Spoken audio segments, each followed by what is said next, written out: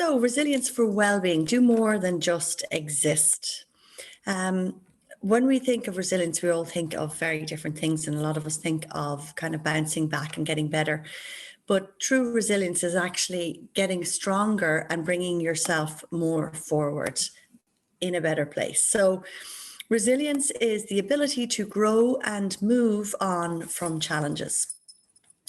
It is characterized by different scientific variables um, that you can either learn, or some of them are kind of inbuilt, genetic, but a lot of them can be learned. And what it is a way to recover quickly from difficult times, from things that aren't so good, to make yourself stronger and to learn from these situations so that you can move forward even better into the future, into the forward of your life, forward into your life. So trauma is often associated with something overtly violent. So we think of trauma and we think of a car crash, or we think of September 11th, or we think of some really, a shooting, something really bad.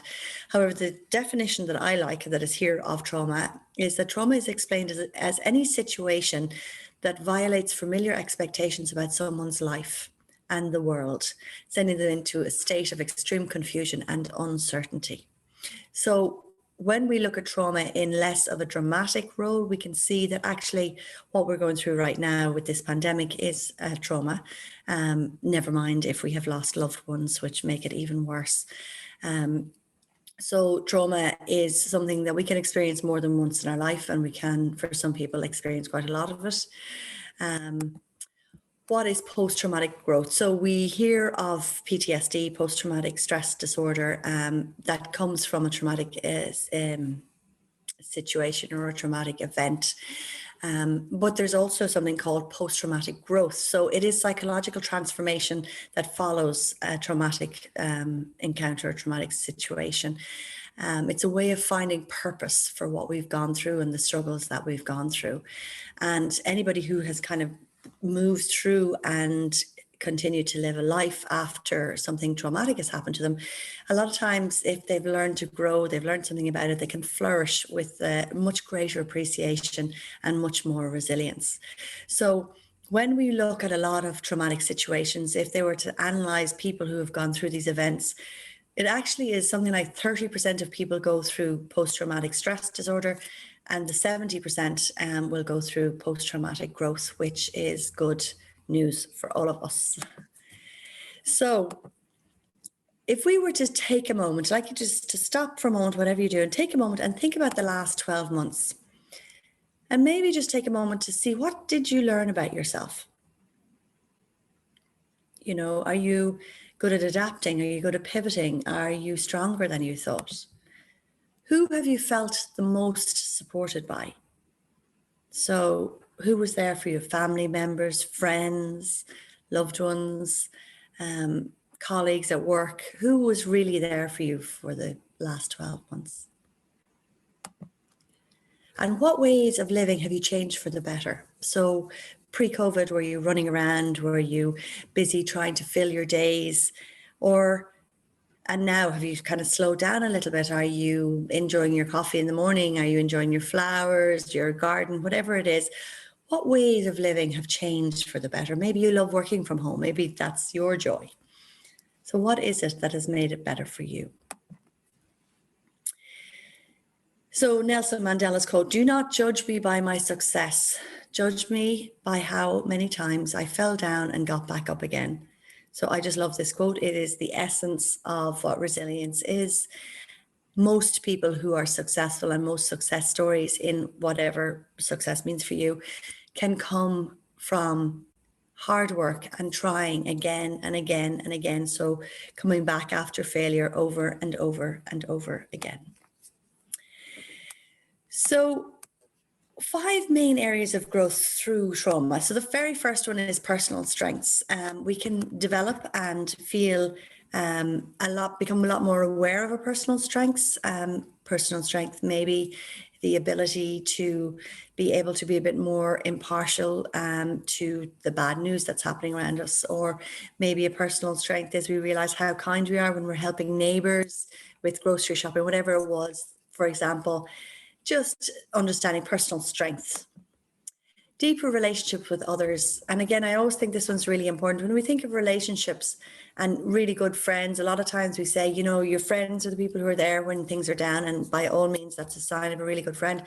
But a really good friend is also the person who's there when things are good, when times are good. So we develop much deeper sense of who's important to us and what's important to us when we go through a traumatic experience. New perspective on life. So again, very much evident right now. I mean, who knew that having a cup of coffee with a friend in a coffee shop would be something that we'd all be really looking forward and excited to someday. So new perspectives on how we live our lives and what we have and the things that we used to take for granted, and now the things that we appreciate a little bit more. An appreciation for life, again, waking up in the morning knowing, please God, for most of us, that our loved ones are still here with us, and we get to live another day and, you know, look forward to another year ahead on this planet. And then a spirituality or a belief in something bigger. So a lot of people can turn to God or the universe or whatever it is for themselves when they go through a traumatic situation. And it brings in a kind of a belief that there's something else holding and supporting you, which can feel really good during difficult times. So we're going to go through some key resilient builders. Obviously, we work with these together, but I'd like you maybe to just get a pen and paper and work on this with yourself and just take a moment to notice and see what they are for you. So obviously, the very first one is our physical well-being. So diet, sleep, and exercise. For most of us, we know that a can of Coke in the morning is not the best breakfast. Too much sugar isn't good for us, processed food. So diet-wise, lots of fruit and veg will always give us a physical step up the ladder. Getting a good night's sleep, really, really important. Staying up too late, not good. Drinking coffee before bed or any caffeinated or alcoholic drinks before sleep, not good. Staying on our mobile phones or devices, not good. So all of the things that we need to do to enhance our sleep would be also a really good builder for your resilience. Exercise, getting out for your walk, getting the fresh air. Not only is it physically good for you, but it actually helps mentally when you get out for a walk. So what is it that you can do physically to activate your body and get the muscles working and get the body stretched and the serotonin released? So if you were to look at all of these, just take a moment again to stop, pause this recording, and just ask yourself these questions. When you were at your physical best, when were you last there? So before your wedding, maybe if you got married, or maybe you were doing a triathlon at some point, whenever it was, just have a think about some time in the past when you were at your physical best. And then what were you doing? What was it? Was it cycling? Was it swimming? Was it running? Was it yoga? What were you doing? And then take a moment to think, what small habit now would make a positive impact on your physical well-being? So obviously we're limited with our 5K, but what small thing could you maybe, could you go for a 10-minute run? Could you take a half-hour walk? What could you do to start little, doesn't have to be anything big, to start making a positive impact on your physical well-being? So the next resilience building is emotional. So bringing meaning and joy in our lives, finding positive behaviors, using your strengths. All of these are different ways. Apologies. All of these are different ways to make you feel better emotionally and to build that emotional resilience that you need. So when we think of all of these things, finding a meaning and joy. So I've discovered the joy of working in the garden. I love gardening now. I love that feeling of the earth in my hands, seeing my plants grow. Positive behaviors, noticing changes that you've made, that, you know, maybe you're getting out of bed 10 minutes earlier, you're not hitting your snooze button. Using your strengths. So whatever your strengths are, your sense of justice or your kindness. And then the expression of gratitude, you know, when you do things, when you are grateful to what you have or for all the things you have, then you don't really focus so much on the things that you don't have. So when we think about all of these things, how can we work this into right now to see, can we use them to build our resilience a bit? So taking a moment, when do you feel like you can forget space and time? What are you doing? Are you gardening? Are you listening to some beautiful classical music?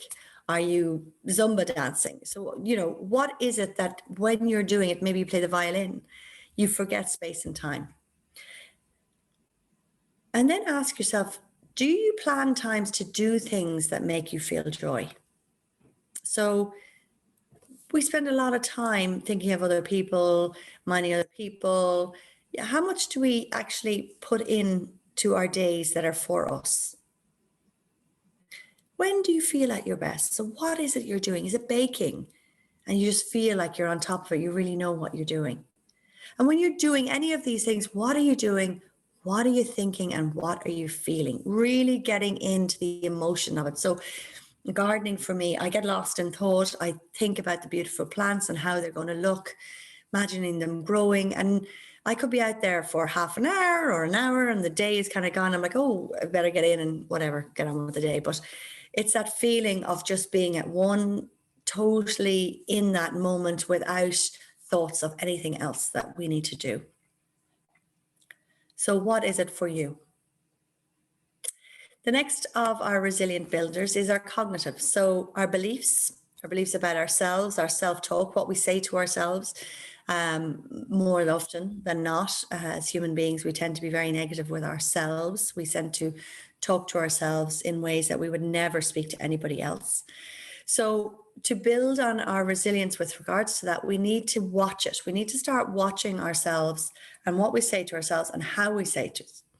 We have to watch what our beliefs are. I'm no good at singing. So is that really true? I can't sing. Is that really true? Probably not, because everybody can sing. Now, whether you can sing in tune or not is a different thing, but it is not true. So questioning, actually I can sing. I just got, Sister Maura in second class told me to be quiet because I couldn't sing, so I'll never sing again.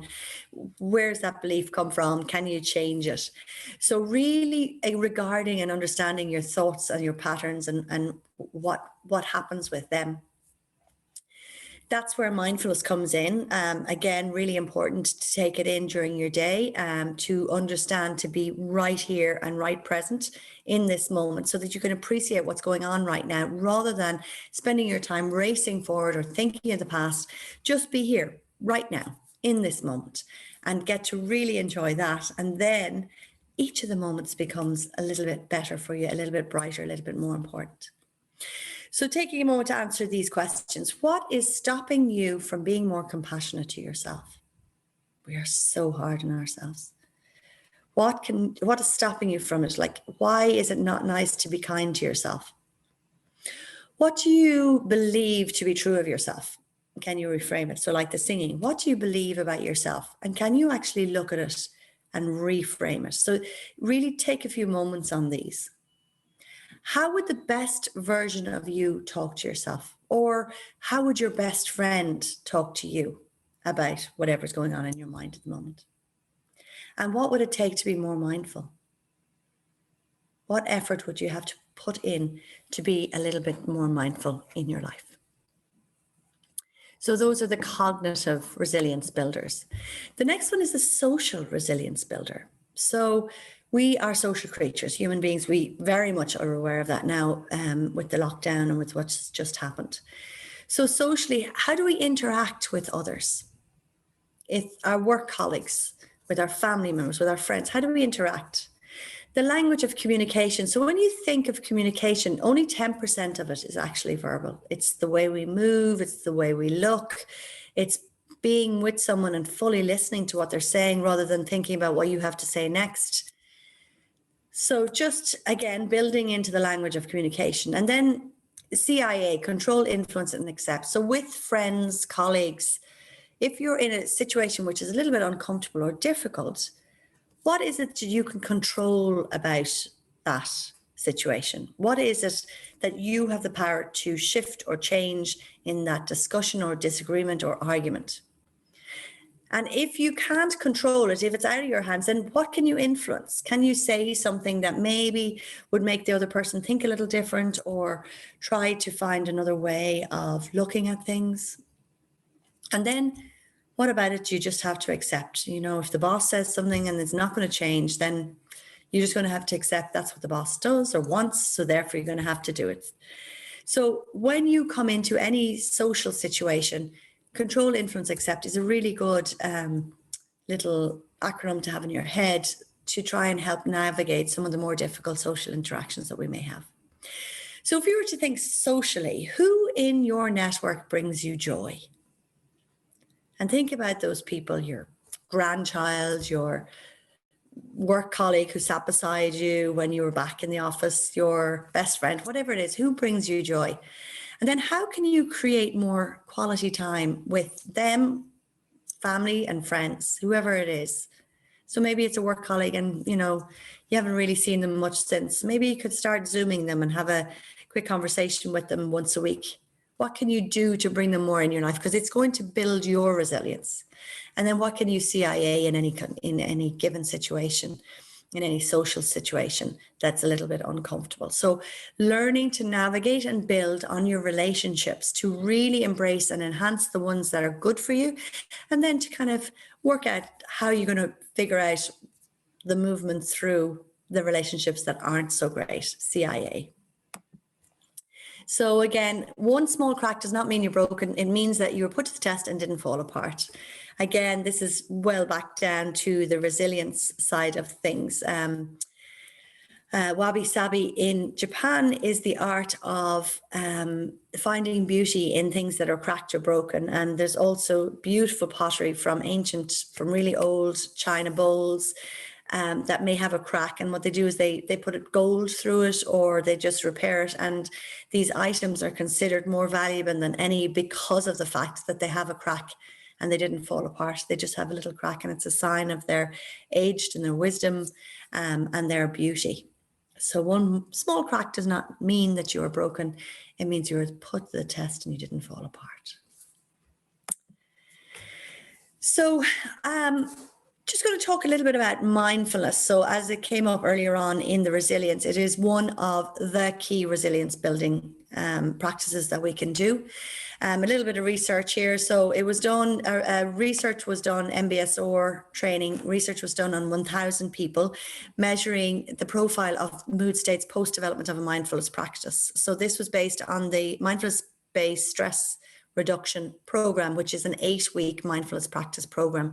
So they, and in these 8 weeks, you do 6 days practice, 20 to 30 minutes every day. So they did this research on 1,000 people before and then 1,000 people after the 8 weeks. They realized they got a 50% reduction in anxiety people. There was 1/3 reported lower outbreaks of anger and depression. There was a 20% increase in vigor and a 20% reduction in fatigue. So this is only one small little snippet of research to prove that there are psychological benefits to developing a mindfulness practice. And when it comes to a mindfulness practice, it is not about being able to sit there and stop your thoughts, which so many people have this belief that it is. We cannot stop our thoughts. Our brains have spent thousands of years evolving so that we can think and keep ourselves safe. But what it is about slowing them down. So we're focusing on one thought, which we try to use our breath, or we try to use some other form of descriptive, a mountain or a lake.